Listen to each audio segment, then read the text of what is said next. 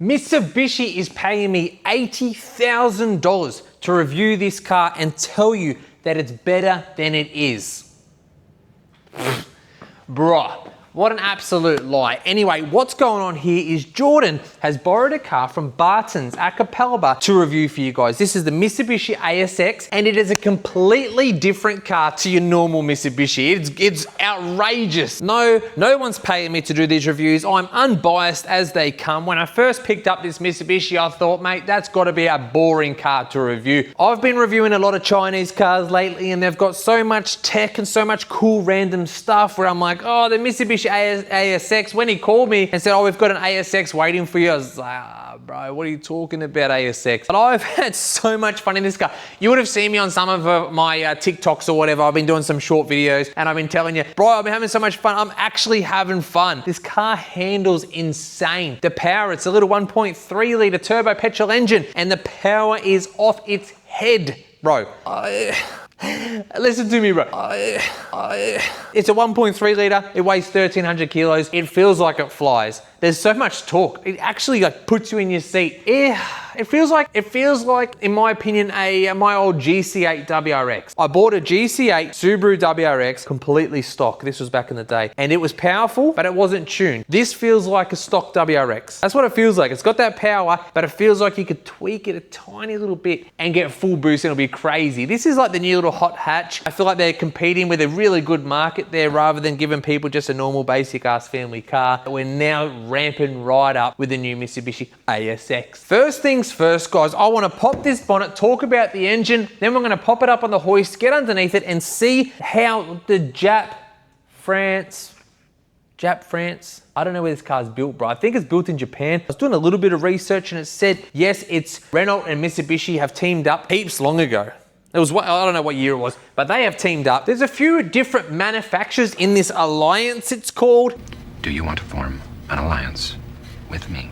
In 2016, Mitsubishi got on board with this alliance. Absolutely, I do. Good, excellent, okay. With these manufacturers. So you've got, I think you've got Mitsubishi, Nissan, Renault, maybe another one. But Mitsubishi joined that in 2016. So now Mitsubishi is working closely with Renault. So I guess they might be sharing some of their cars. I know this is a model of Renault that's a Mitsubishi now. So you can definitely feel the difference between the typical Mitsubishi. Like my old Mitsubishi ASX that I owned had a CVT in it, had zero power whatsoever. It was a comfortable car, but it was for a budget, yeah? So that was like the budget car. It was all good, very reliable. CVT sucked. I don't really like that transmission with this thing. I'll tell you what this is running soon. But this is no Mitsubishi ASX. This is not your typical old ASX. They have upgraded massively. Let's go talk about some real stuff with this car. Come on, let's pop the bonnet. Let's do it. Oh, the car's Euro now. So the pop of the bonnety thing is on the passenger side. Pop my hand in there. No, I won't. Oh yeah, I will. Pop my hand in there. Boom. Pop up the bonnet. Passenger side. You know you're talking Euro when the bonnet popper is over that side. There is a beautiful engine. No engine cover, eh? Here we go, guys. Like I said, no engine cover. I'm so used to a big plastic cover sitting over here. Already I can see some pipes there coming down the front. Front mount intercooler, mate. Right down in there, you can see a front mount intercooler. Sorry about that. I'm tapping the camera on things. But it does have a little front mount. That's really cool. I know, you know what would be sick? A blow off valve, mate. So it could go, but yeah, we don't have that at this stage. But where's the engine cover? I'm used to a massive engine cover. I wonder if Renault's got one. And Mitsubishi's like, nah, we'll just delete that. A little air filter in behind there. Batteries all covered up. It's a very neat looking engine bay. Oh, that's a fuse box and ECU. Bonnet latch. Washer bottle over here. Oil fill, dipstick, alternator, coolant overflow bottle. And we got over here, we got brake fluid reservoir. Hey, this is not bad. This is a nice looking engine. I wonder though, because I've really been a supporter of Mitsubishi for a long time. I've always loved my Mitsubishis because of their Jap, because I like the Japanese cars. What's going to happen with Mitsubishi now that they're really Renault-y and they're European? All these cars, Japanese, Euro, Chinese, they've all come a hell of a long way. We now, look at this, look how good this thing looks. Guys, let's do, let's have a little walk around. We've got these massive 18-inch wheels with the Continental tires. Beautiful car. Look at this thing, mate. I've been driving it. It's very luxurious. We have like the bucket seats inside. We'll have a little squiz in there. There is some beautiful bucket seats inside the car. The dashboard looks really nice, the screen and everything. Now I'm going to do the rest of that on another episode. What we're doing on this one is sort of a mechanical review. I want to get underneath it and have a real chat about it. Yes, it's just a 1.3 litre turbo engine making 113 kilowatts. It doesn't seem like a crazy crazy amount of power. Not with some of these other cars that are coming out with, 300 kilowatts of power and hybrid setups and plug-in hybrids and etc, etc. But this petrol engine, we don't have to worry about any electrical crap. We don't have to worry about any hybrid. This thing hauls ass. Buy this car for your family, right? The missus drives it around, whatever. You jump in it on the weekend and go racing, mate. It handles, I just can't believe how well this thing handles corners. Man, it handles good. I talked about it putting me back in my seat. So it is making 270 Newton meters of torque. So that's what actually puts you in your seat, that torque. And you just go and test drive one and you'll see what I'm talking about. Down in here is a 7-speed dual clutch automated transmission. It changes gears instantly, takes off really quickly. First and second gear is just sitting there, mate. Second gear is waiting. The dual clutch system, the second gear is just waiting there. Boom, it's in the next gear. Boom, next gear. And it just knows what gear it needs to be in and it just flies. It's been difficult not to speed in this car. I'm looking forward to doing a 0 to 100 test in this because like I keep saying, I believe this is a pretty fast car. But when I do the 0 to 100, I'm probably gonna be surprised and be like, oh, my bad. But the 0 to 100 is gonna be on the next episode. What a little beast. Let's pop it up on the hoist. Well, here goes nothing, guys. We're getting under our first Mitsubishi.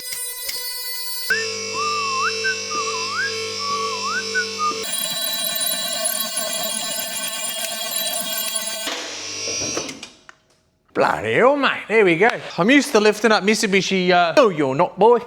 Confusing myself. Never mind. Ignore that. Alrighty, here we are. And I don't even know what to show you because there's plastic covers on everything. Alrighty, let's have a look under here. There is a humongous plastic cover here. This is going to be really fun for servicing. So every single service, we have 1, 2, 3, 4, 5, 6, 7, 8, 9, 10, 11 or 12 screws that we're gonna have to take off to get to the engine sump. Oh my God, that is gonna be crappy for servicing, but this is what they're all doing, isn't it? And then we've got some more plastic covers. Wow, these cars come with a lot of plastic covers. Lately, I've been doing a lot of four-wheel drive reviews, so I don't usually see this. Look at the exhaust coming straight down the middle of the car. That's something else, yeah? Well, that's where the tail shaft usually is, Jordan, because you don't do many of these small cars. There we go, the exhaust, look at all the shield. Wow, this is the future, bro. Then the shields go round, and then we go up over the top here, down to the back, a little muffler. It says Reynolds and everything, by the way. Little muffler there. I'll tell you what, mate, I'll be changing that muffler and doing one of those crackle tunes on this if I owned it, because I'm telling you, the way it starts up, it's got the, I don't know how to explain. I'll try to show it before, but when you start it up cold, it makes a little bit different of a noise to when you start up when it's warm. So when it does the, when you start some of these high performance cars up and they got the, and they make a bit of noise on the first start up, this with an exhaust, I swear would have all that. But because it's got to sound quiet, because everybody likes their cars quiet and they've got to be legal and all that, it sounds tingy a little bit. And then it warms up and it goes straight away. But there must be some valve somewhere or cold start that you're like, bro, this would sound so good with an exhaust. Now I'm going on and on because nobody's bloody buying an ASX and putting exhausts on it, right? But we're not trying to sports these things up too much. All right, so underneath here, that's where our spare tire would be sitting. More plastic covers. We have some coil springs back here, separate, and we got the shock absorber, very generic suspension. We've seen it a lot of times. You've got an electronic handbrake with the rear brake discs over both sides with more protective shields on everything. We have a beautiful fuel tank that is put this way across the car, I guess to even out that weight a little bit. Now, being Euro, the way they've set this fuel tank up, putting more weight on the driver's side, in my opinion, right? So see how the fuel tanks all put on more on the driver's side, because in Europe, I guess, they drive on the other side of the car, don't they, on the left side? So that would make sense for them. But in Australia, we drive the other way around. So now we've got extra weight on the right-hand side, right? Am I right with what I'm saying? You guys tell me, bro. Let's jump in the comments. Then we have just crazy amounts. I can see the brake lines up there. This is like irrigation for drainage. It's like a garden thing, right? But they've just got plastic covers on everything. What else can I show you under the car? If there's plastic covers on everything, there's your front CV shafts. They look all right. Normal suspension. This stuff, I don't know what they've tuned this suspension somehow, because holy crap, it handles and it pulls up well. It's running some good sized disc brakes there. Disc brakes, one big single pot. Man, that's pretty straightforward brakes, but why does it handle so bloody good? It handles good. It's running 215/55 R18 tires, but then they're not like they're super low profile, but mate, you can smash the corners in this. No, I was driving it good, Bartons. I was driving it nice. I didn't go around any corners too fast. I did. I gave the car a proper test. I actually went around the corner so fast because I'm like, surely this would have some sort of screeching or something. Man, this has been a fun car to drive. Anyway, I've gone on about that for enough. This is underneath. What can you show you? Do you want me to unbolt all the covers? My God, I don't want to do that. It looks like a heap of them. I can't just show you nothing, eh? I got to take this off. I want to have a look underneath here and see what quality we've got going on. Look at that. How many of these are there? Oh, they're fucking warm.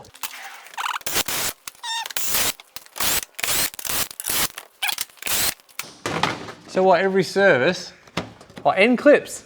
How do you service the dog, bro? So every service you gotta take all this off. Bro, that's correct, that's hectic. Righto, let's have a look. More clips, there's clips in here too. I'll be gentle with these dogs. We don't wanna be breaking any clips, yeah? Be gentle, they would've, oh no, they come out really easy at the moment. I wonder if they'll be like that forever. All right, there you go, look at that. See these little clips? We've got 3 of those in there as well. I guess that's for reinstalling, it makes it a bit easier. Take it out, get out of there. Another one over here. Get out of there, you dog. Righto, 3 clips. Okay, here we go. Something that shows. Look at the size of this bloody cover. Every service, you're gonna have to take that off. Righto, here we go. There is the 7-speed manualised automatic transmissions over here. It's a big dog too. Look at the size of it. It is magnificent, right? There we go. Big, beautiful mount here. Oil filters from underneath. You have one of these little dogs with the square sump plug. So you know that's freaking Euro. Bro, you know what I like? Just a normal bolt sump plug that you can just undo. So there you have it, mate. Oil filter, cartridge type. Like I said, from underneath, looks like a nice easy oil change to do there. Not sure when the transmissions are due for service, but there's a little bit more you got there. The steering rack in here. Is that an electronic steering rack, do you reckon? I think it might be. I don't know where there'll be an electronic steering pump somewhere in here. I'd have to go searching for it, but I'm pretty sure it is because you can choose a few different modes. There's a better view of the front mount intercooler just up here. Look at that. Is that beautiful, mate? Beautiful front mount for boosting. Then we have the radiator on this side. Oh, it's got a little drain thing as well, so you can easily drain it. You know, some of them you got to pop the bottom radiator hose off. You know, some people aren't designing them as good as others. Yeah, it's pretty neat and tidy. It looks neat and tidy. CVs look nice and big. Suspension looks good, as it should. But there's nothing like popping out like, oh, that's different. That's different. Like when I was getting excited about the exhaust and all the heat shields and stuff. Yeah. Righto. That's underneath. I got to put this cover back on now. So every time you do a service, mechanics. Every time you do a service, anything time you want to jump underneath the car, get ready, get your 10mm out and your clip removal tool, and have to do that, and then we have to reinstall it. In me right round, baby, right round. Like a record, baby, right round, right round. All right, taking it off was not too bad. Putting it on is probably gonna be a mission. There we go, pop it up there. That is fun, isn't it? Because it's gotta go up and in and up and around a few things. This side, that side, no, you're over the top. I'm starting to question why I did this. Get under there, under there, under there. Yeah, so far so good. And you go under there. Bro, you'd get really good at putting these on and off, wouldn't you? Little tabs, oh, these tabs go up there, okay. Oh my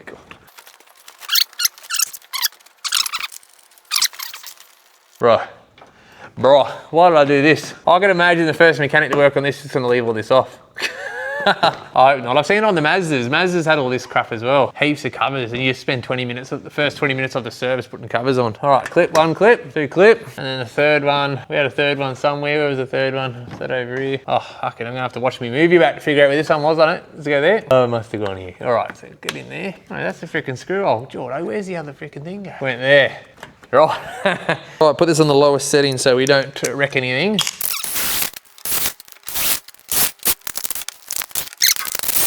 Stupid thing.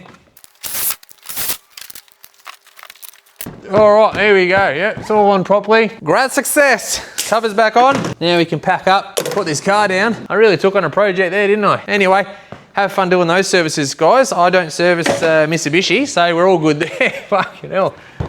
Oh, all right, next thing. Let's put this Mitsubishi back onto the ground. Oh, what's going on with the little wheel nut caps? Gonna suss out all the random stuff, you know. Wheel nut caps suck, so we're gonna have a quick look at that as well. It's got the Continental Eco Contact 6Q. That's the tyres, bro. How's that for a mouthful? So see, we've got these little caps on the wheel nuts, odd little things, because it's just got these basic wheel nuts. And you know what? You know, oh, I bet you I have to check it. I got to check it. That'd be a little 17mm. I have to check it. I bet you it's one of those little stud ones. The whole stud comes out when you undo it. Now the ones I'm talking about, I got to get the 17 on the gun. 1738. Watch this, guys. Ready? Yeah, it's one of these ones, bro. They're literally, I've said the words in the past because I didn't like Euro cars, but because I drive Chinese cars now, I can't tell you that, oh, don't get a Euro car, but that's been my background because I love Japanese cars, and that's why I love Mitsubishi, because Japanese. Apparently these Mitsubishis are built in Japan still, with some Renault stuff, etc, etc. There you go. I've always said I never buy cars that have this style wheel nut, because this is Euro, bro, and I don't like it. I hate this, bro. So they're annoying wheels to take on and off. That's the mechanic thing. God, that is a bit annoying. All right, I've got to adjust my rattle gun back up to tighter, get that tightened back up to specification. See these little caps? You don't have to take them off, and they just sit on there like that. So they're not like annoying. They're not annoying ones, but it just makes those crappy looking wheel nuts look good. Huh? Very pretty, yeah? Good looking wheels too, yeah? Well, guys, that's a little look underneath the Mitsubishi ASX that I've been driving for the last week and enjoying the crap out of. It's good to see that I haven't worn the tires out. Hey, it's pretty good. Like I said, I've been giving this some good corner hooking. Took it through Westmount Cotton, had a little pay up there as well. And it's enjoyable to drive. Mate, this would be the kind of car that like somebody like Top Gear would take out on a track and everyone would be like, what the hell's going on here? I'm just gonna start the car and see what it sounds like, because it already did the cold start thing and I wanna see if it does it again for you guys, just to show you what the car sounds like on its normal engine startup. I'll set the camera up behind the car and then you guys tell me if you like the sound of it or not. Like I said, I reckon this car would sound awesome with a sports exhaust. And it's weird because it's a Mitsubishi ASX and we don't do that stuff, mate. I've said ASX so many times that it's just not working for me anymore.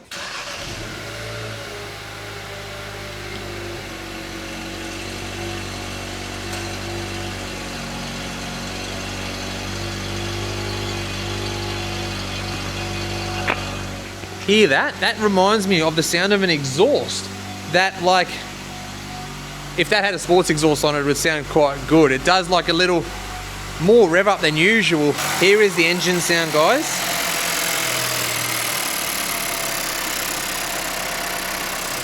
Alright, the idle's calmed down now, so that's how it starts idling once it's warmed up, and then it does its thing. So it's got like the normal cold start. Obviously, cold start, it revs up a little bit or whatever, but it definitely chokes the exhaust off a little bit and has that little crackly sound. I don't know if you can really hear it. It sounds crappy when it's all stock like this. It just sounds normal, but it's a tiny bit tingy on startup, which I reckon that would disappear with an exhaust. I'm curious to know what other people's reviews are of this car. Like, I wonder if they're doing the same thing as me and just going, what the hell, this is not a Mitsubishi ASX. How I'm actually impressed by it. I'll do a full outside review, I'll do a full inside. The next review will be inside, outside, and sort of talk about some of the features, the boots, the seat adjustments and all that, you know, the fun stuff that other people like to know. But there's a little bit of the mechanical side of the Mitsubishi ASX. Thank you so much, Bartons, for lending me this car. I am not paid. God, I wish, mate.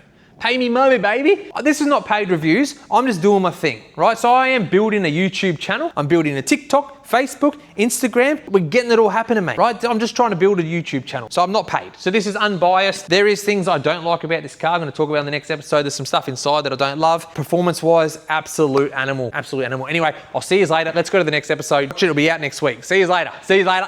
Oh, fuck. Bro. Thank you, Bartons Capalaba, for lending me this car. If you're interested in buying a vehicle from Bartons, they have like 11 different makes of vehicles, but if you're interested in buying a Mitsubishi, head down to Bartons Capalaba, tell them that Wheels by the Ocean sent you. They might help you out. I don't know, it's up to them. But right now, I'm out of here, so see you later.